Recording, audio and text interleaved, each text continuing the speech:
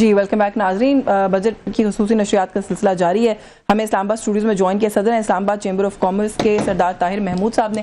बहुत शुक्रिया सर आपका, आपके वक्त के लिए। और साथ सीनियर सियासतदान हैं, साबिक गवर्नर हैं सिंध के मोहम्मद जुबैर साहब मौजूद हैं। बहुत शुक्रिया सर आपका भी, आपके वक्त के लिए। मैं सरदार साहब अगर आपसे सर गुफ्तगू का आगाज कर लूँ, पहला कॉमेंट सर इसी बात के ऊपर कर दीजिएगा। कल आपने इकोनॉमिक सर्वे वाली जो देखी होगी प्रेस कॉन्फ्रेंस पे, उसके अंदर जो एक बात कर रहे थे वजीर खजाना, वो ये कह रहे थे कि जो लोकल इन्वेस्टर है वो पहले आए, आके इन्वेस्ट करना शुरू करे, बिजनेस स्टार्ट करे, ताकि जो फॉरेन डायरेक्ट इन्वेस्टमेंट है या इन्वेस्टर है वो भी फिर उससे कोई कॉन्फिडेंस जो है वो हासिल करेगा। सर इस वक्त हालात साजगार हैं पाकिस्तान में लोकल या फॉरेन किसी भी इन्वेस्टर के लिए आने के लिए? देखिए जी, वजीर खजाना साहब ने वो बात की है जो हम गुज़श्ता 1 साल से कर रहे हैं कि यहाँ का जो इन्वेस्टर है उसको कॉन्फिडेंस दें, ईज ऑफ डूइंग बिजनेस की पॉलिसीज बनाएं। जब यहाँ के लोग प्रॉफिट अर्न करेंगे तो उनसे कॉन्फिडेंस जो हासिल होगा वो बाहर की मार्केट और बाहर का जो इन्वेस्टर है उसकी वजह से आपके ऊपर ट्रस्ट बिल्ड होगा। हमेशा सरमाया कहाँ आता है? जहाँ सिक्योरिटी हो, जहाँ सेफ्टी हो, जहाँ स्टेबिलिटी हो, जहाँ कंसिस्टेंट पॉलिसीज हो। अगर हम ये तमाम चीजें करने में कामयाब हो जाएं तो फिर मार्केट का कॉन्फिडेंस आपके ऊपर आना शुरू हो जाता है। यहाँ कंड्यूसिव एनवायरनमेंट के लिए क्या किया जाना चाहिए? यहाँ कंड्यूसिव एनवायरनमेंट के लिए हमें कारोबार के मौके लोगों के लिए पैदा करने चाहिए। उनको कारोबार की आज़ादी होनी चाहिए। उनको ये जो टैक्स है जिसकी शरह 62% तक जाती है, इसको कम करना पड़ेगा। सुपर टैक्स को खत्म करना पड़ेगा। सुना है अभी कोई रिलीफ आ रहा है सुपर टैक्स और इस तरह की चीजों के अंदर। 1-2% का अगर आ भी गया तो कोई फर्क नहीं पड़ता, तो फिर इतना बड़ा कोई फर्क नहीं पड़ेगा।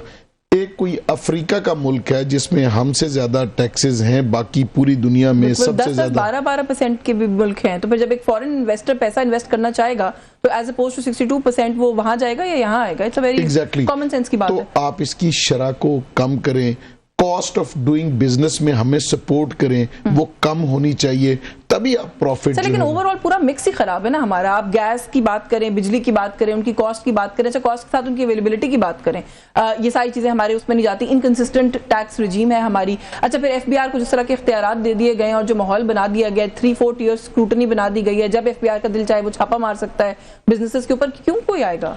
यही वो चीजें हैं जो ईज ऑफ डूइंग बिजनेस की राह में बहुत बड़ी रुकावट है। हाँ। इन चीजों को दूर करने से ही मार्केट का कॉन्फिडेंस आपके ऊपर आ सकता है। एफबीआर की जहां तक बात है, देखिए इस दफा भी हदफ पूरा नहीं हो सका। जो उनका रेवेन्यू के अहदाफ थे, गो कि वो 26% इस वक्त प्लस है पिछले से, लेकिन कोई भी हदफ पूरा नहीं हो सका। हमने 4.2 कैलकुलेट किया था कि इस वक्त हमारी जो शरह नमू होगी वो होगी, तो वो 3.7% तक महदूद रही है। आप तमाम सेक्टर्स एक्सक्लूडिंग आईटी का या सर्विसेज का जो शोबा है वहाँ 4.9% है, जिसने जो प्लस में गई है 4% के अगेंस्ट 4.9% ग्रो किया हमने। उसके अलावा तमाम जो इशारिये हैं वो माइनस हैं और हम कोई हदफ पूरा नहीं हो सके। इस बजट में हमने क्या किया है कि थोड़े से जो अहदाफ हैं उनको हकीकत पसंदाना करने की कोशिश की है कि अगर हम बरामदात का हदफ हमारा $35 बिलियन था 35.3, तो इस दफा 28 बिलियन पे हम इस वक्त खड़े हैं, तो हमने वो 32.9 कर दिया बजाय पिछले 35%। अनफॉर्चुनेटली हम वो क्या है शिकस्त को तस्लीम भी करते जा रहे हैं, जुबैर साहब को गुफ्तगू में शामिल कर लूं। सर बहुत शुक्रिया आपका, अपने प्रोग्राम में वक्त दिया है। सर जो कल का इकोनॉमिक सर्वे है उसके मुताबिक तो सर पाकिस्तान में सब कुछ ठीक हो चुका है, सब कुछ सारे इंडिकेटर्स अच्छे हैं, हर चीज ग्रोथ दिखा रही है, मसला मसाइल कोई भी नहीं है। औरंगजेब साहब ने कहा कि हम बड़ी रिजिलियंट मईशत हैं, हमने ये बात साबित कर दी है। लेकिन सर एक आम आदमी का अहवाल अगर मैं बाहर निकल के देखूं तो वो तो लगता है कि वो मर गया है और उसकी तो बर्दाश्त ही अब नहीं बाकी रही। तो सर हो क्या रहा है पाकिस्तान के अंदर? 2 तरह के पाकिस्तान चल रहे हैं, एक जो बड़ा स्टेबल हो गया और एक जो है उसमें अभी तक लोग जो है वो मर रहे हैं और पिस रहे हैं। एक वजीर साहब 2 दिन पहले इंटरव्यू दे रहे थे चैनल पर और उनसे जब सवाल पूछा तो वो current account deficit, fiscal deficit और ब्लूमबर्ग की रिपोर्ट और IMF की रिपोर्ट की करते थे। तो जब एंकर ने पूछा और अवाम, तो अब वजीर मौजूद फरमाते हैं कि आपने मेरे से नसीहत का सवाल किया। जिस काबीना के मेंबर्स को ये ना पता हो जिस हुकूमत को कि मीशत होती है वहां से और क्या मीशत होती है। कल 25 इंडिकेटर्स का एक पेज इन्होंने निकाला, आपने शायद देखा होगा हुकूमत ने, जिसमें growth, fiscal deficit, current account deficit, पता नहीं किस चीजों का मुआवजा है, उसमें एक काम के लिए गुर्बत, बेरोजगारी, मतलब आप सोचे कि मीशत अच्छी है लेकिन इसका हम जिक्र भी नहीं करेंगे। आप जिक्र इसलिए भी करेंगे कि आपको फिर ये जवाब देना पड़ेगा जब आप कह रहे हो हमने ये शो की स्टेबल है, तो यही तो मसला है। और स्टेबल बिल्कुल बिल्कुल सही कह रहे हैं रोजाना। जो इशू है ना देखिए, जो पाकिस्तान के हद तक अगर हम मिशन की बात करें, 3 स्टेजेस है। एक नियर डिफॉल्ट, क्योंकि ये होते रहे ना हमारे यहाँ, नियर डिफॉल्ट, फिर उसके बाद स्टेबलाइजेशन और फिर ग्रोथ। तो आइडियल तो यही होता है आपने जाना है ताकि आवाम को फायदा मिले। तो जब आप स्टेबलाइजेशन का प्रोग्राम पिछले 4 साल से हम रन कर रहे हैं, वो इतना स्ट्रेच करती है कि that is never good for the people, because उसमें कंटिन्यू आवाम को सेक्रीफाइस देनी पड़ती है। बिकॉज स्टेबलाइजेशन का मतलब क्या है, आप इकोनॉमिक एक्टिविटी को रोक के रखेंगे, बिकॉज आप साल के तौर पर आपको इम्पोर्ट्स आप इसलिए नहीं अलाउ करेंगे कि आपके पास फॉरेन एक्सचेंज रिजर्व नहीं, इम्पोर्ट नहीं होगी तो वो एक्सपोर्ट के लिए जो मटीरियल चाहिए है वो आप मतलब फुल इकोनॉमिक एक्टिविटी आपको अलाउ नहीं होगी, बिकॉज आपके पास फॉरेन कर रहे हैं।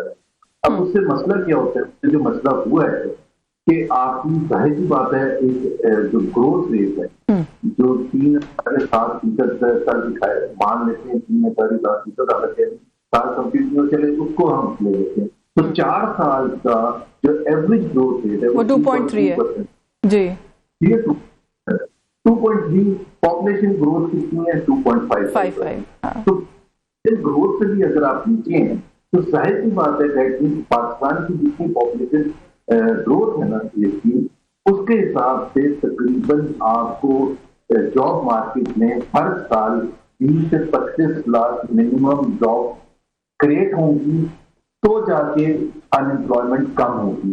अब पाकिस्तान ग्रोथ रेट कर रहा है 2.3% एवरेज पे, तो जाहिर सी बात है हर साल अगर 25 लाख लोग जॉब मार्केट में आएंगे तो जाहिर सी बात है, और आपके पास अपॉर्चुनिटी होगी सिर्फ 6-7 लाख को प्रोवाइड करने की, तो बाकी हर साल आप 15 लाख। लेकिन सर ग्रोथ को उन्होंने एक्सप्लेन किया है ना, ग्रोथ के इशू को, वो कहते हैं एक्सोजेनस शॉक्स लगे हैं इस दफा बहुत सारे, जिसकी वजह से जाहिर है ग्रोथ के यही नंबर्स हो सकते थे। एक तो वो फ्लड्स की उन्होंने बात की, दूसरा उन्होंने कहा कि जो ग्लोबल टैरिफ्स के कुछ मामला हैं, ट्रेड पॉलिसीज के, वो भी आपके सामने है, और फिर ये जो वॉर हुई है रीजन के अंदर, तो उन्होंने कहा कि उसका कोई ना कोई इम्पैक्ट तो आना था, तो इसीलिए ग्रोथ के फिगर्स जो है वो हम अचीव नहीं कर सके।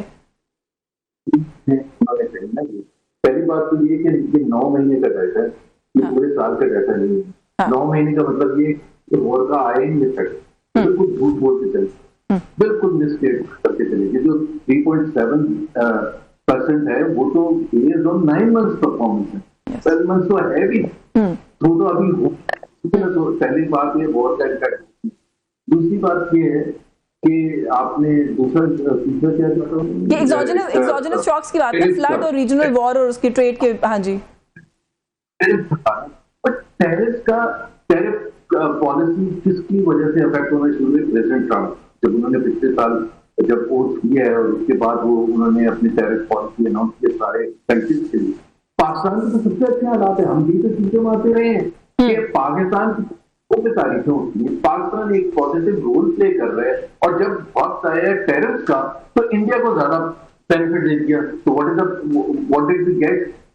और खुद अभी कल कंप्लेन कर रहे हैं कि India was given a beneficial tariff compare to Pakistan, तो पाकिस्तान की export, that is why in the last 30 months हमारे टैरिफ हुई है, पाकिस्तान के एक्सपोर्ट्स में यूएस हैज डिक्लाइन, वहां के investment to Pakistan has decline. तो फिर फायदा यही तो हमारा ढूंढना यही होता है कि यार आप हर वक्त जब आप ये कहते हैं ये सिर्फ क्योंकि हमारी बड़ी इज्जत बढ़ रही है, वो बहुत अच्छी बात है, फॉरेन पॉलिसी सक्सेसेस में किसी को कोई इतराज होना भी नहीं चाहिए, लेकिन वो लेजिटिमेसी मिलती है टॉप लीडरशिप से। पाकिस्तान के अवाम इसका फायदा, अगर पाकिस्तान के अवाम के लिए एक वीजा हासिल करना, क्या आज ज्यादा मुश्किल है कंपेयर टू 2 years ago और 1 year ago और 4 years ago। ये बिल्कुल ही मुश्किल हो गया, चाहे यूएस का वीजा हो, चाहे चैंपियन वीजा हो, चाहे ब्रिटिश वीजा हो, चाहे दुबई का वीजा नहीं मिलता सर, बिल्कुल। हाँ, इज्जत वो कहते हैं वो इटली आते तो खड़ा होके इतना अवसर होता है भाई, उसको वीजा मिलेगा इटली जाने का तो इज्जत होगी ना उसकी। तो पहले तो अब तीसरी बात फ्लड, यार कोई दौर ऐसा नहीं होता जिसमें, कोई दौर ऐसा नहीं होता जिसमें आपके, जैसे कोविड आया था जब इमरान खान पूरी दुनिया बंद हो गई, जिस तरह 2008 में फाइनेंशियल क्राइसिस आया था, major financial crisis in the world that hit every country in the world. तो ये क्राइसिस होते रहते हैं, वॉर्स होती हैं, सब कुछ होता है। मैं ये नहीं कहता कि उससे मैशत इफेक्ट नहीं होती, बट अब उससे आप जितना आप कह रहे हैं, और ये भी मैं बता दूं, हम 4 साल की पीरियड की बात कर रहे हैं। तो 4 years का 2.3% is the worst 4 year growth rate in our history, जिसमें 95 की जंग भी हुई है, मार्शल लॉ भी लगे हैं, और 71 में मुल्क भी 2 टुकड़े हो गया था, 73 में इतना मेजर ऑयल क्राइसिस आया था, दुनिया हिल के रह गई थी, and so on and so forth. So हमेशा कोई 1 आध साल होता है, but why is this period 4 year the worst in our history? ये भी आप बिल्कुल ठीक है सर। थोड़ा सा what is your worst fear from this budget आज के दिन के? मैं इसलिए पूछूं कि we should brace for impact ना, कि अभी ऐसा क्या आपके ख्याल में आज ये करने वाले हैं कि जिसकी बहुत बुरी ब्रंट जो है वो फेस करनी पड़ेगी इस मुल्क के अवाम को? मेरे से पूछ रही हैं? जी सर। देखिए ना, ऑलरेडी ये जो स्टेबलाइजेशन है ना, स्टेबलाइजेशन होती ये है कि जिसमें अवाम का कचूमर निकाला जाता है, अवाम की अनएम्प्लॉयमेंट। कोई स्टेबलाइजेशन प्रोग्राम ऐसा नहीं होता जिसमें अवाम को एक बहुत बड़ी कीमत नहीं अदा करनी पड़ती, टैक्सेस की सूरत में, कर्जों की सूरत में, इन्फ्लेशन की सूरत में, बेरोजगारी की सूरत में। तो जब तक हम उस ग्रोथ मोड में नहीं आएंगे तो हम इस बुरे प्रोसेस में फंसे रहेंगे। स्टेबलाइजेशन 1 साल के लिए होती है, 2 साल के लिए होती है, 10 साल के लिए नहीं होती कि आप चलाई जाए स्टेबलाइजेशन। ये देखिए हमने वो भी तो निकाल लिया था डिफॉल्ट से। एक तो वो एक गलत मिथ है, वो एक अलग कहानी है। 2022 की अगर आप बात करें, 4 साल में आपने हाथ खड़े होकर कहा था प्राइम मिनिस्टर ने कि जी मैं फॉरेन डायरेक्ट इन्वेस्टमेंट मैं लेके आऊंगा इन्वेस्टमेंट। आप गए थे, आपने दौरे किए थे। You have to know answer कि why did none of those things. Sir लेकिन वही बात जो अभी आपके ज्वाइन करने से पहले भी हम कर रहे थे, कोई क्यों आएगा पाकिस्तान में इन्वेस्ट करने के लिए? कोई एक मुझे बात बता दें पाकिस्तान में जो कि बिजनेस फ्रेंडली या इन्वेस्टर फ्रेंडली है।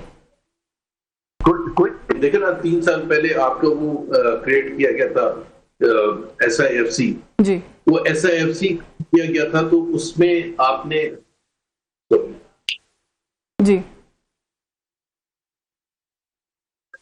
जी सर, आपको आवाज आ रही है? हेलो जी सर, आपको आवाज आ रही है? हेलो जी जुबैर साहब, आपको आवाज आ रही है? हमारा राब्ता भी मुनक़ता हो गया और एक ब्रेक का भी वक्त हो रहा है। यहाँ पे एक ब्रेक लेंगे, ब्रेक से वापस आते हैं तो मजीद बात करते हैं कि जो आने वाला बजट है उससे क्या तवक्कुआत जो है वो हमें रखनी चाहिए। हमारे साथ रहिएगा।